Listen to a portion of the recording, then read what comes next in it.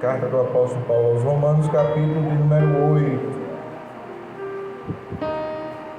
E o versículo de número 14 nos diz assim: pois todos os que são guiados pelo Espírito de Deus são filhos de Deus. Porque não recebestes o espírito de escravidão, para viverdes outra vez atemorizados, mas recebeste o espírito de adoção, baseado no qual clamamos Abba Pai. O próprio Espírito testifica com o nosso espírito que somos filhos de Deus. Ora, se somos filhos, somos também herdeiros, herdeiros de Deus e co-herdeiros com Cristo. Se com Ele sofremos, também com Ele seremos glorificados. Quantos podem dizer amém? Amém. Que o Senhor, pois, aplique essa palavra bendita e preciosa aos nossos corações. Agora há pouco, este hino maravilhoso que foi cantado, que foi entoado, não é? E nós recebemos e percebemos que muitas vezes aquilo que aconteceu com os discípulos e foi cantado aqui, também acontece conosco. Quando às vezes a luta é difícil, a situação é difícil, nós por vezes desacreditamos ou despercebemos exatamente de quem nós somos. Isso não foi algo atípico, algo exclusivo dos discípulos naqueles dias de Jesus, quando estavam no barco. Aqui foi entoado o louvor no qual fala daquela história que os discípulos estavam com Jesus em um barco e quando de repente se levantou uma grande tempestade. A Bíblia diz que Jesus estava na polpa do barco dormindo sobre o travesseiro, e quando eles estavam ali desesperados porque o barco já estava a encher-se de água, a Bíblia diz que eles se levantaram e foram até Jesus e disseram uma palavra que com certeza desagradou o coração de Jesus. A palavra que foi dita pelos discípulos, por aqueles que o serviam e que estavam com ele cotidianamente durante muito tempo. Aqueles homens serviram a Jesus durante 3 anos e meio, andaram com Jesus, comeram com Jesus, dormiram junto a Jesus e puderam contemplar muitas coisas. Mas diante da tempestade, aqueles homens simplesmente perderam a sua percepção de quem eles eram e do valor que eles tinham para Jesus. A pergunta para Jesus foi a seguinte: mestre, tu não te importa que nós pereçamos? Ao ouvir esta palavra, Jesus não deu resposta alguma, senão se levantou, e levantando-se, ele ergueu a voz e disse: mar, acalma-te, vento, aquieta-te. E o mar se acalmou, e o vento se aquietou, e grande bonança se fez. Mas logo em seguida veio a palavra de Jesus mostrando insatisfação àquele questionamento. E qual foi a pergunta de Jesus? Aonde está a vossa fé? É como se Jesus estivesse dizendo para os seus discípulos: o problema não está em mim, eu estou aqui com vocês, junto de vocês. O problema está na vossa fé. Aonde está a vossa fé? Mas naquele dia os discípulos também aprenderam que Jesus não ama de palavra, Jesus ama de atitude, porque Jesus mostrou o seu grande amor, não dizendo para os seus discípulos: eu estou aqui com vocês, eu vos amo, eu estou passando. Não, Jesus mostrou com atitude, e ele foi capaz de acalmar o mar, de acalmar uma tempestade, para mostrar o quanto se importava com os seus discípulos. E depois de tudo isso, seus discípulos se perguntavam um para o outro, dizendo: quem é este que até o mar e o vento lhes obedecem? Mas deixa eu dizer uma coisa para os irmãos: nós somos muito mais do que muitas vezes dizem que nós somos. Nós somos muito mais do que muitas vezes nós acreditamos ser diante da tempestade. Você é bem maior do que aquilo que você faz. Você é bem maior do que aquilo que você tem. E por que, irmão Marcos? Porque Deus me colocou em uma posição sem igual. Eu e você, diz a Bíblia, somos filhos de Deus. É o que o texto diz. E Deus faz questão de que nós saibamos disso. Deus faz questão de que isso esteja em nosso coração. Ele move o seu espírito para testificar com o teu espírito de que você é filho do Deus Altíssimo. Pois todos os que são guiados pelo Espírito de Deus são filhos de Deus. Não aceite nada diferente disso. Talvez alguém diga assim: mas você é falho, mas você é pecador, mas você erra. Fica sabendo de uma coisa: você herdou nada mais do que a justiça de Cristo Jesus. Quando Cristo morreu na cruz do Calvário, Ele estava pagando os seus pecados, Ele estava pagando as suas culpas, Ele estava pagando os seus erros. Logo você herdou a justiça de Cristo Jesus, de tal forma que agora você não está junto de Cristo, mas você está em Cristo. Quando Deus olha para você, Ele está olhando para Cristo, e a justiça de Cristo está sobre a sua vida. O que isso quer dizer, irmão Marcos? É que eu e você estamos à sombra e vivemos à sombra da cruz do Calvário. Por isso não é difícil de entender que uma igreja como a igreja de Coríntio, o Senhor, depois de repreender e dizer que eles eram crentes carnais, no começo o apóstolo se manifesta dizendo aos santos e eleitos do Senhor. Era povo santo, igreja santa, porque Jesus pagou o preço, e não foi qualquer preço. A Bíblia diz que o preço foi um preço excepcional, foi o preço que Deus pagou por você. É a palavra de Deus quem diz, irmãos: vim para os meus, mas os meus não me receberam. Mas todos aqueles que me receberam, eu dei-lhes o poder de serem feitos filhos de Deus. Se os apóstolos tivessem aquela consciência naquele momento no mar, sabe o que eles estavam fazendo naquele barco? Eles estavam dormindo também. Porque se eles tivessem a consciência que nós podemos ter hoje, de que nós somos filhos de Deus, e que Jesus disse: eu não me envergonho de ser chamado de seu irmão. Você sabia disso?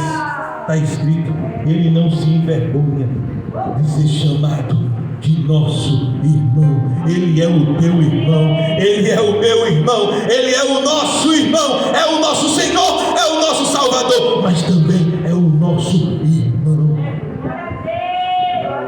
Por que, irmão Marcos? Porque nós fomos adotados por Deus e somos filhos de Deus. E não sou eu quem estou dizendo, é a palavra. Se fosse eu que dissesse para os irmãos, eu não diria que os irmãos se preocupassem ou desse tanta credibilidade. Não sou eu que diz para os irmãos, mas é a palavra de Deus quem está dizendo: vocês são herdeiros com Cristo.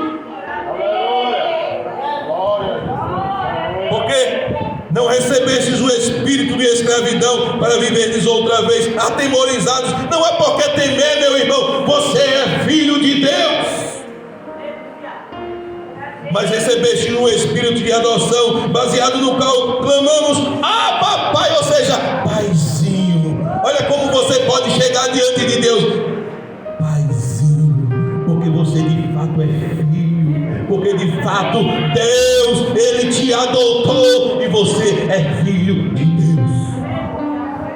Ora, se somos filhos, é uma conclusão muito simples, irmão. Se somos filhos, somos também herdeiros, herdeiros de Deus e co-herdeiros com Cristo.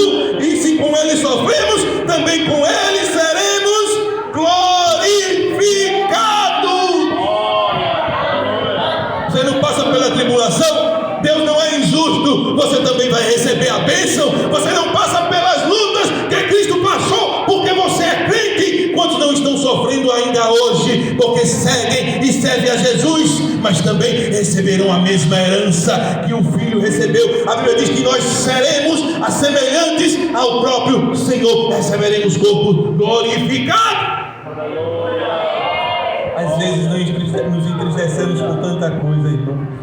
Porque não recebemos isso, porque não fomos lembrados por isso, porque não fizemos isso, porque não alcançamos isso, porque não temos isso. Às vezes nos entristecemos com tanta coisa, porque a tempestade está muito forte, porque o mar está bravio, porque a água está enchendo o mar. Tudo isso nós sofremos por um motivo, irmãos, porque por um instante nós nos esquecemos quem verdadeiramente nós somos. Mas a Bíblia diz, o apóstolo João, na sua carta, sua primeira carta, no capítulo de número 3 e no versículo de número 1, ele diz assim: vede quão grande amor nos tem concedido o Pai, a ponto de sermos chamados de filho de Deus.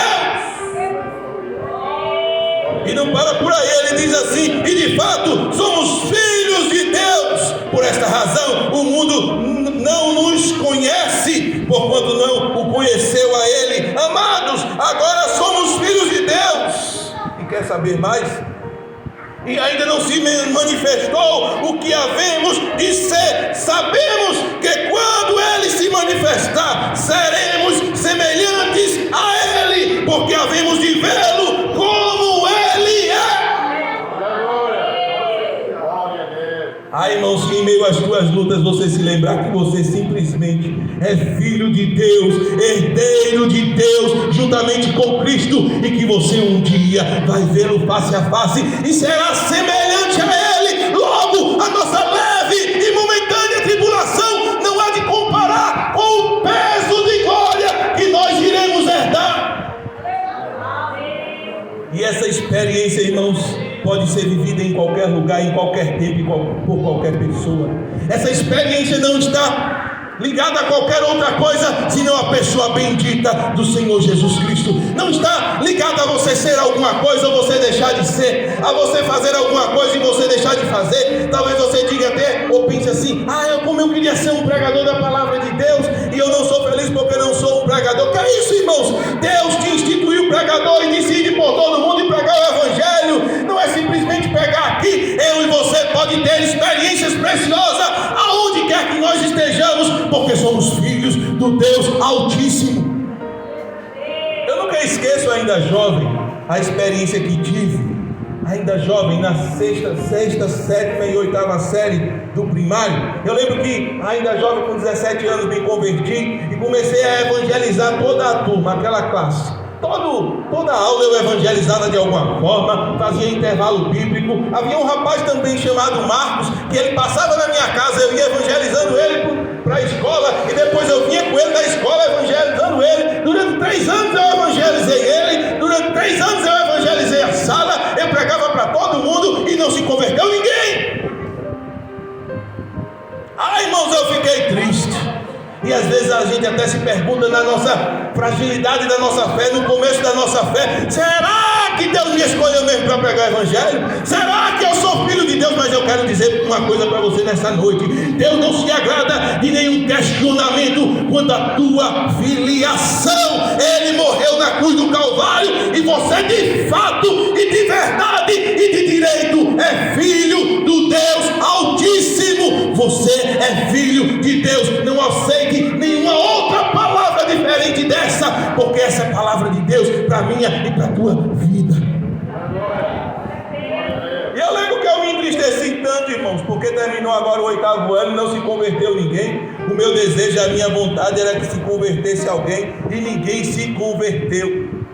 E aí eu fui para outra escola, chateado, triste, me questionando de tantas coisas. E quando eu chego ali naquela escola, com o passar do tempo, Deus que conhece os nossos corações, e que conhece o nosso interior, e que conhece o quanto você serve a Ele de maneira sincera, e que você ama as almas, e que você deseja que as pessoas encontrem a Jesus, e que seja filho de Deus assim como você é. Eu lembro que naquele momento, passando por aquela crise, Deus teve misericórdia de mim e começou a mostrar aquilo que eu não via, aquilo que eu não percebia, mas que os olhos de Deus contemplavam a todo momento e a todo instante. Às vezes, irmãos, não é você que colhe, mas é você que implanta, irmão. Às vezes não é você que implanta, mas é você que colhe. Mas fica sabendo de uma coisa: quem dá a vida é Deus.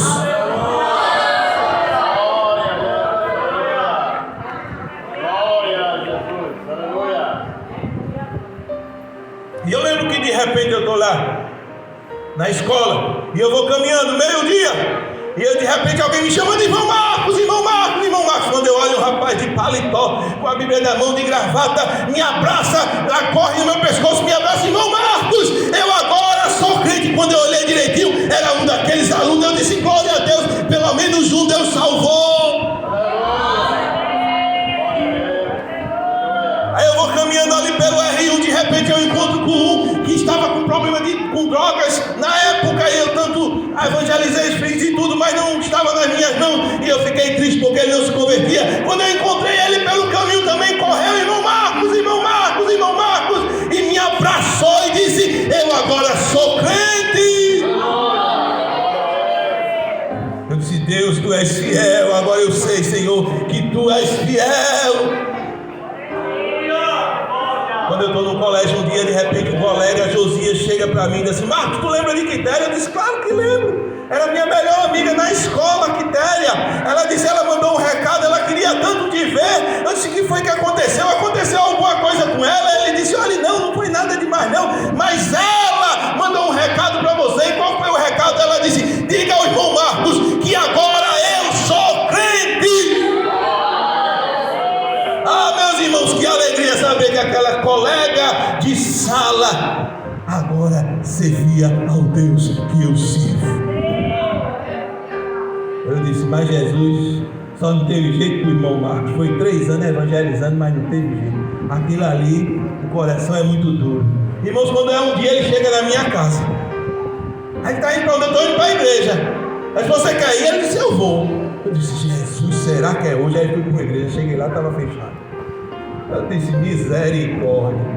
Vou lá para a cidade, para uma igreja, levo o rapaz, está fechado. Eu me lembrei do Templo Central. Eu disse: vamos para o Templo Central, que hoje tem culto lá. Fui para o Templo Central, levei ele, andei tanto, irmão, mas cheguei lá. Uma palavra maravilhosa, Deus usando o pregador. E o rapaz, daqui a pouco o pregador começou a fazer o apelo. E o camarada não levantava a mão, dizia: não tem jeito desse camarada se converter, não tem quem faça ele se converter. Irmãos, eu estou dizendo diante da igreja do Senhor Jesus Cristo. Quando de repente eu olho de lado, eu vejo uma irmã caminhando no meio, marchando, irmãos. Ela veio por enquanto. Eu digo: que é isso? Ela está vindo para o lado de cá. Eu digo: Jesus, que mistério é esse? Essa irmã chega, irmãos, e pega na mão do camarada e sai descendo ele ladeira abaixo, lá para frente. Eu fiquei: Jesus, aqui é desse jeito, duvidando, né, irmãos? Porque a gente é homem, duvida. O pregador também pensou a mesma coisa que eu. Ele disse assim: peraí, irmãos, agora eu vou confirmar o apelo. Se você aceitou Jesus mesmo, levante uma de suas mãos. Ele pensou o que eu pensei. Daqui a pouco o camarada levantou, foi as 2. Porque Deus é fiel. Faça a sua parte, faça a sua obra. Você é filho de Deus, as coisas vão prosperar na tua vida. Não é porque você é bom, não é porque você faz isso, é porque eu faço isso, não é por causa de nada disso, não. É porque você é filho de Deus. Sabe por que vai dar certo? É porque você é filho de Deus. Não é porque você merece, não é por causa disso, não é por causa daquilo. Irmãos, isto é mentira do diabo. As coisas acontecem na minha e na tua vida por um único motivo: é porque nós somos filhos de Deus e porque a graça e a misericórdia de Deus está sobre a nossa vida. Às vezes alguém se acha bom: porque eu sou muito bom, porque eu faço muita coisa, porque isso, porque Jesus veio, irmãos. Jesus podia ficar lá, não precisava não. O camarada é tão bom, é tão santo, que ele nem precisava de Jesus. Que é isso, irmãos? Isso é farisaísmo. Nós somos completamente dependentes de Deus. O apóstolo Paulo, este homem, irmãos, com esse testemunho tão tremendo, ele diz assim: miserável homem que sou, quem me livrará do corpo desse pecado? Eu e você só somos alguma coisa porque Deus nos fez. Eu e você só temos alguma coisa porque Deus nos deu. Eu e você só pode alguma coisa porque até o ar que você respira é dado por Deus. É graça, irmãos, é favor imerecido. Encontramos isso em toda a Bíblia. Esses dias eu estava lendo e meditando, refletindo no Salmo 23, lá está escrito assim: leva-me para pastos verdejantes, guia-me pela vereda da justiça. Por quê? Por amor do seu nome. Ué, irmãos, não é porque a ovelha era boa, não? Não é porque a ovelha é obediente, não? Não, irmão, é por amor do seu nome, é pela sua graça, é pelo seu favor, é pela sua misericórdia, é porque você é filho de Deus. Essa é a primeira realidade, irmãos, e a convicção que nós não podemos perder nunca, em momento algum, de nosso coração. Mas ainda tem outra convicção que Deus tem falado ao meu coração e que nós devemos preservar em nossa alma: somos filhos de Deus e estamos caminhando para o céu. Olha o que a Bíblia diz aqui, permita ler para os irmãos mais um versículo. No livro de 2 Timóteo, capítulo 1 e versículo de número 12. Veja o que a palavra de Deus diz para mim e para você. Diz assim: e por isso estou sofrendo essas coisas, todavia não me envergonho, porque sei em quem tenho crido, e estou certo que Ele é poderoso para guardar o meu depósito até aquele dia. Agora veja ainda o que esse mesmo apóstolo diz em Filipenses, no capítulo de número 3, e no versículo de número 20 e 21. Filipenses, abra sua Bíblia, Filipenses capítulo 3, versículos de número 20 e 21, diz assim: pois a nossa pátria está nos céus, de onde também aguardamos o Salvador e Senhor Jesus Cristo, o qual transformará o nosso corpo de humilhação para ser igual ao corpo da sua glória, segundo a eficácia do poder que Ele tem de até subordinar a si todas as coisas. Portanto, meus irmãos amados e muito saudosos, minha alegria e coroa, sim, amados, permanecei deste modo firmes no Senhor. Eu sei em quem tenho crido, irmãos, e que Ele é poderoso para guardar o meu depósito, o meu tesouro. E aí ele diz: a nossa pátria não é aqui, a nossa pátria é no céu. Foi Jesus quem prometeu. Ele disse: eis que eu vou preparar lugar, e quando eu preparar, eu virei novamente e vos levarei, para que onde eu esteja, vocês estejais conosco. Ele é verdadeiro, irmãos, e Ele não é mentiroso. Aquilo que Ele promete, Ele cumpre. Ele vem nos buscar e nós iremos morar no céu com Ele. Devemos ter essa convicção plena, irmãos, de quem somos e para onde nós estamos caminhando. Os crentes mais maduros, mais antigos, eles sofriam menos do que nós. Por quê? Porque eles tinham essa consciência arraigada em seus corações. Eu ouvi muito irmão de crente muito antigo que dizia assim: eu estou caminhando para o céu. Isso livrava ele de tanta coisa, irmãos, porque quando alguém tirava de um lugar para outro, ele dizia, quando é que começa, e dizia assim: irmão, vai com tanta facilidade. Ele não briga, ele não murmura, ele não critica. Se colocar ele, amém. Se não colocar, amém. Se deixar ele fazer, amém. Se não deixar ele fazer, amém. Se entrar na oportunidade, amém. Se não entrar, amém. O que é que esse crente tem? Uma consciência para onde ele está caminhando. Estamos caminhando para o céu.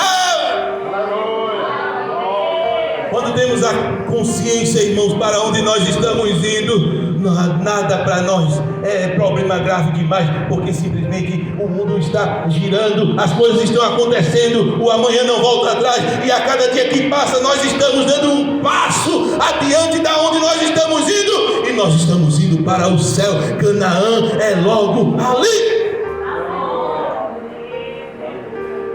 E o céu é o melhor de Deus para a nossa vida. Ah, irmãos, se nós tão somente imaginássemos a grandeza das coisas que Deus tem preparado para nós, só para que os irmãos tenham uma ideia, a Bíblia diz que nunca, jamais entrou em coração humano, em mente humana, as coisas que Deus tem preparado para nós. Irmão Marcos, o senhor pode dar uma ideia, mais ou menos, bem mais ou menos mesmo, viu, irmão? Bem mais ou menos mesmo do que é o céu. Deus fez tudo isso aqui em quantos dias? Os irmãos lembram? 6. Isso, 6 dias. Fazem 2000 anos que Jesus disse: eis que eu vou preparar lugar. Receba a palavra: eis que eu vou preparar lugar. Quando eu preparar, quando eu terminar, eu virei e levarei vocês para onde eu estiver, para que você esteja junto comigo. Se Deus fez o que fez em 6 dias, irmãos, essa terra maravilhosa, porque a terra é bonita. Se a gente olhar o mar, os pássaros, as árvores, tudo de maneira perfeita, uma estrela não choca com outra, o sol não está muito perto, senão a gente morria de calor, não está muito longe, senão a gente morria de frio. Tem água, tem alimento, tem tudo que a gente precisa para sobreviver. Deus fez em 6 dias. Agora imagine o que Ele não está fazendo em mais de 2000 anos. É por isso que a Bíblia diz: nunca entrou em coração humano. Alguém até diz assim: é de ouro, não está escrito isso não, irmão. Está lá escrito: é como que de ouro. É de diamante, não está assim, é como que de diamante. Sabe por quê? Porque João, quando viu, disse assim: o que é isso? Eu não sei, mas parece com ouro. Eu não sei, mas parece com diamante. Eu não sei, mas o seu rosto parece com o sol. Mas o rosto de Deus não é o sol, apenas parece. E o que é o rosto de Deus? É muito mais glorioso do que o sol, é muito mais glorioso do que o diamante, é muito mais glorioso do que o ouro, é muito mais glorioso do que qualquer coisa que exista. O lugar que Deus tem preparado para mim e para você.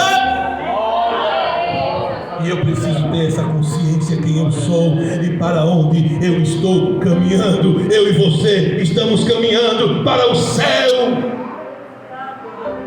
Por que ficar triste? Por que se chatear? Por que ficar chateado com alguma coisa que não aconteceu na sua vida? O melhor de Deus ainda está por vir para a sua vida. Me permita encerrar dizendo só o seguinte: 2 missionários foram fazer uma viagem e ficaram muito tristes porque depois de 30 anos pregando o Evangelho, quando eles voltaram, esperavam uma recepção à altura e ninguém estava esperando. Aqueles missionários ficaram tristes, principalmente o esposo dizia para a sua esposa: é isso que Deus tem para nós? Depois de 30 anos, quando nós voltamos para casa, ninguém esperando. E aí chegou em casa muito chateado, disse para a esposa: é isso que Deus tem para nós depois de 30 anos como missionário pregando o Evangelho? E agora quando nós voltamos para casa, é isso que Deus tem para nós? E aí ele saiu revoltado e disse: olhe para o seu Deus. Ele já estava tão revoltado que ele estava dizendo assim: olhe para o seu Deus, e depois quando eu vier para o almoço eu quero uma resposta. A esposa angustiada começou a orar e chorar e se derramar diante do Senhor, e o Senhor deu uma palavra. E aquele homem chega depois para o almoço, ainda muito carrancudo, chateado, e disse: mulher, é isso que Deus tem para nós? Depois de 30 anos pregando o Evangelho, quando nós voltamos para casa, ele falou alguma coisa? A mulher falou sim. Já não tinha lágrimas, já não tinha tristeza, seu rosto estava diferente. Ela disse: meu filho, ele falou.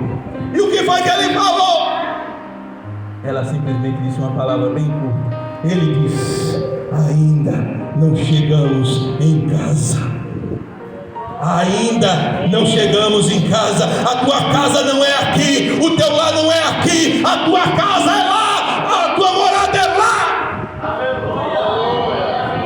Se alegre, porque Deus tem preparado o melhor para a tua vida. Saia daqui nessa noite com uma consciência: você é filho de Deus e está caminhando para os céus. Se alegre. Faça da sua caminhada cristã uma verdadeira celebração. Como o escritor diz: somos filhos de Deus.